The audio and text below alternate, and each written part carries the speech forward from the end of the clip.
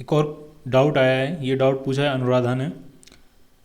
The distance between two slits in A YDSE apparatus is 3 mm। ठीक है, एक Young's double slit experiment का एक एपरेटस है, और ये जो दो स्लिट्स हैं S1 और S2 जिसको हम कहते हैं, इनके बीच का ये जो सेपरेशन है ये आपको दिया है 3 mm, जिसको हम स्मॉल d से रिप्रेजेंट करते हैं। ये जो स्मॉल d दिया है ये आपको कितना दिया है, 3 mm। ठीक। The distance of the screen from the slits is 1 metre. ये जो कैपिटल D होता है जिसको हम कैपिटल D कहते हैं, ये कितना दिया है, ये 1 मीटर दिया है आपको। Microwaves of wavelength 1 mm are incident on the plane of the slits normally. ठीक है, माइक्रोवेव्स इंसिडेंट हो रही हैं स्लिट्स पे, और उनकी जो वेवलेंथ दी है वो 1 mm दी है। ठीक है, और इससे डबल स्लिट एक्सपेरिमेंट रन होगा, मैक्सिमम मिनिमम बनेंगे। तो सबसे पहले पूछ रहे हैं find the distance of the first maxima on the screen from the central maxima. Central maxima कहाँ बनता है वो सबको क्लियर है, ये जो मिड पॉइंट होता है यहाँ पे बनता है सेंट्रल मैक्सिमा, CM कह सकते हैं इसको।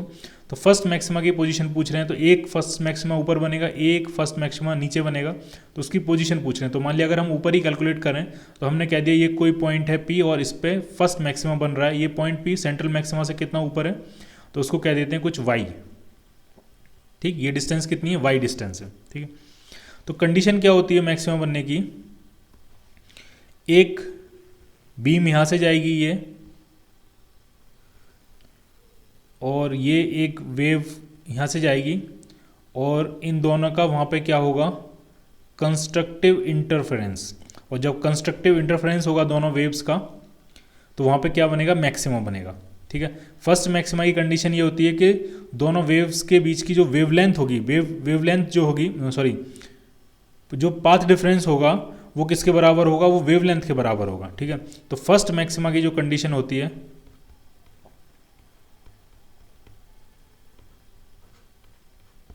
तो जो पाथ डिफरेंस होता है डेल्टा एक्स, ये किसके बराबर होगा, ये लैम्डा के बराबर होगा। सेकंड मैक्सिमा के लिए 2 लैम्डा, थर्ड मैक्सिमा के लिए 3 लैम्डा, तो delta x equal two plus minus n lambda, ये जो कंडीशन होती है मैक्सिमा की कंडीशन होती है। प्लस माइनस इसलिए लिखा है क्योंकि वो पॉइंट ऊपर भी हो सकता है, वो पॉइंट नीचे भी हो सकता है। ठीक है, तो हमें सिर्फ कंसिडर कौन सा करना है, फर्स्ट मैक्सिमा। जो पाथ डिफरेंस है वो किसके बराबर होना चाहिए, लैम्डा के बराबर। अब पाथ डिफरेंस कैसे फाइंड करते थे, तो यहाँ से साफ दिख रहा है, ये स्लिट है मान लिया S1, ये स्लिट है S2, तो S2 से जो वेव जा रही है उसने ज़्यादा पाथ ट्रेवल किया। S2P की लेंथ क्या है, ज़्यादा है, S1P की लेंथ क्या है, कम। तो जो पाथ डिफरेंस होगा तो इसको आप लिख सकते हो S2P माइनस S1P। ये जो पाथ डिफरेंस है ये किसके बराबर होना चाहिए, ये लैम्डा के बराबर होना चाहिए। ठीक है, तो वो हम फाइंड कैसे करते थे, हम क्या करते हैं, ये है आपकी बेसिक इक्वेशन। इसके बाद जो कुछ भी होगा उसमें अप्रॉक्सीमेशन वगैरह यूज़ होते हैं। तो हम क्या करते थे, हम यहाँ से परपेंडिकुलर ड्रॉ करते हैं। ठीक, ये परपेंडिकुलर ड्रॉ किया, इसको कुछ कह देते हैं पॉइंट, इसको कुछ कह देते हैं पॉइंट M। ठीक है, अब लॉजिक ये होता था कि S1 से P की डिस्टेंस और M से P की डिस्टेंस बराबर है, क्योंकि हमने यहाँ से परपेंडिकुलर ड्रॉ किया, तो S1P और MP ये डिस्टेंस जो है वो इक्वल है। तो ये जो एक्स्ट्रा डिस्टेंस है ये ही होगी पाथ डिफरेंस। ठीक है, S2 वाली वेव ने कितना एक्स्ट्रा पाथ ट्रेवल किया, तो S2M ये होगी पाथ डिफरेंस। ठीक है, और इसको कैसे फाइंड करेंगे, तो अगर हम कह दें कि ये एंगल थीटा है, ये वाला एंगल हमने क्या माना है, थीटा, तो ये आप राइट एंगल ट्रायंगल देखोगे तो ये बन जाएगा हाइपोटेन्यूज D, ये एंगल थीटा है, तो ये जो लेंथ होगी वो होगी D साइन थीटा, यानी जो पाथ डिफरेंस आ रहा है वो कितना आ रहा है, वो आ रहा है D साइन थीटा।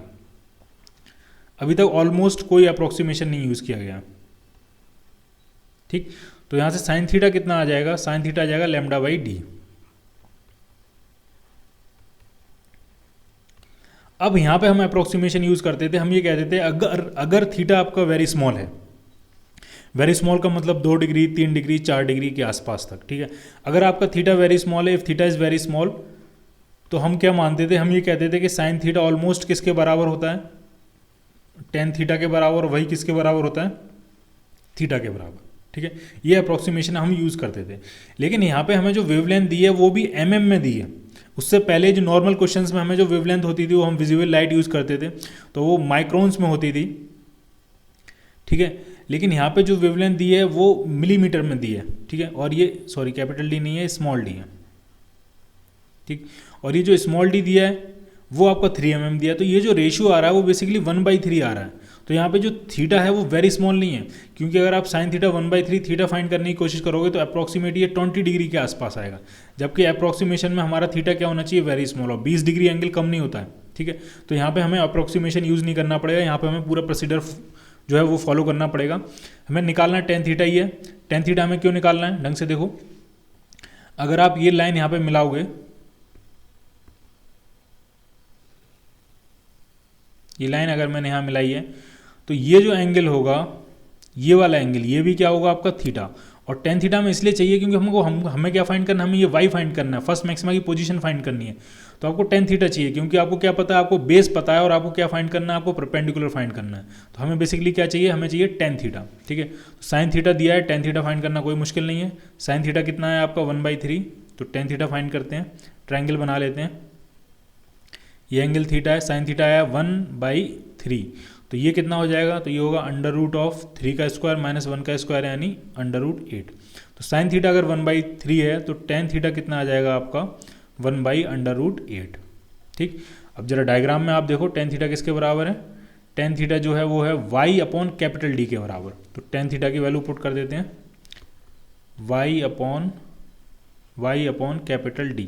तो यहाँ से जो y आ रहा है वो आएगा D/√8। D जो है वो 1 मीटर दिया है, तो ये आ गया 1/√8 मीटर, यानी ये पोजीशन आ गई आपकी first maxima. First maxima central maxima से कितना ऊपर बनेगा, 1/√8 मीटर ऊपर। ठीक है, उतना ही ऊपर फर्स्ट मैक्सिमा बनेगा सेंट्रल मैक्सिमा से, और सेंट्रल मैक्सिमा के अगर इतनी डिस्टेंस नीचे आ जाएंगे तो अभी क्या मिल जाएगा आपको, फर्स्ट मैक्सिमा मिल जाएगा। क्लियर, तो फर्स्ट मैक्सिमा आपको क्लियर हो गया होगा। अब क्या पूछा गया है, also find the total number of maxima on the screen. इस स्क्रीन पे कितने मैक्सिमा बनेंगे। ठीक है, तो ये इस बात पर डिपेंड करता है ये स्क्रीन की लेंथ, इसका साइज़ कितना बड़ा है। तो हम ऐसा मान लेते हैं कि स्क्रीन जो है वो काफ़ी ज़्यादा बड़ी है।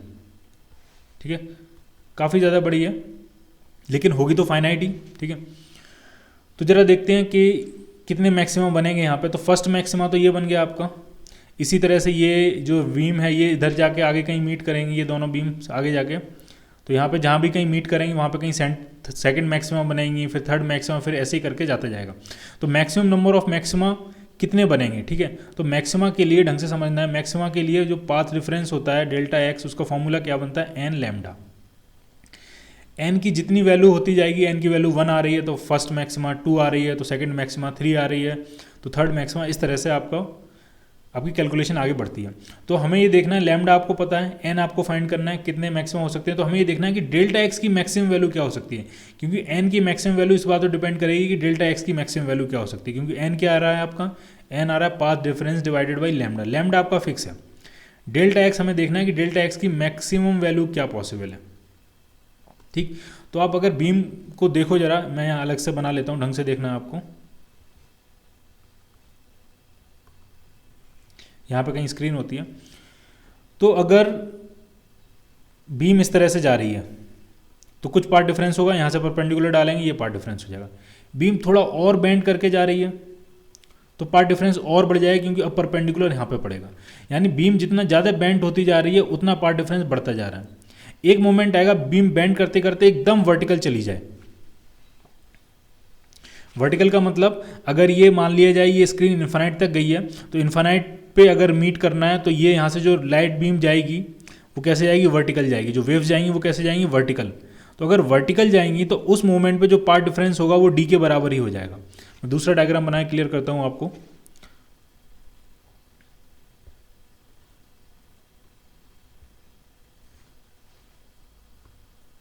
ठीक, ढंग से समझिए, जितना ज़्यादा एंगल बेंड होगा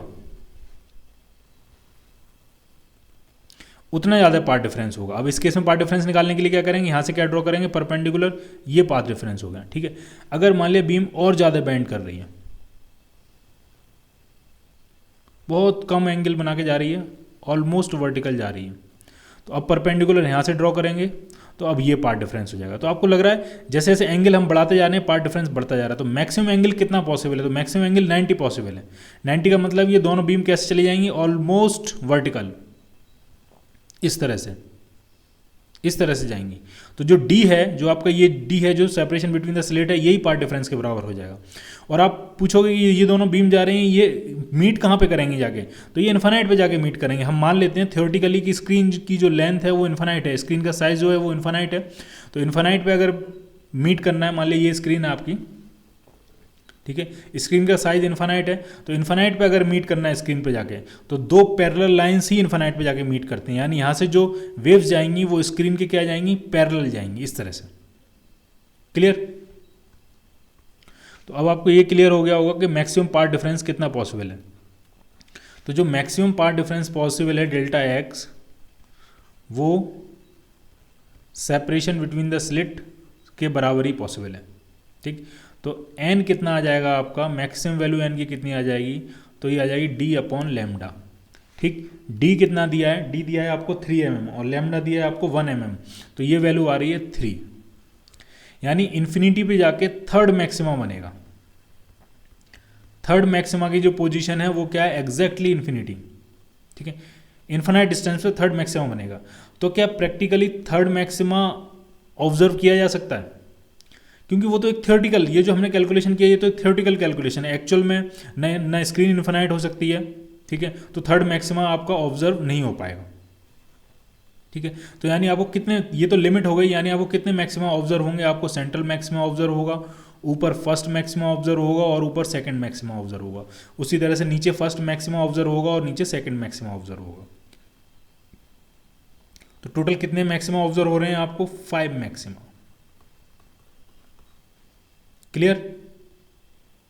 तो क्या आंसर आ जाएगा इसका, इन्होंने पूछा also find the total number of maxima on the screen, तो वो कितने आ रहे हैं, 5 मैक्सिमा।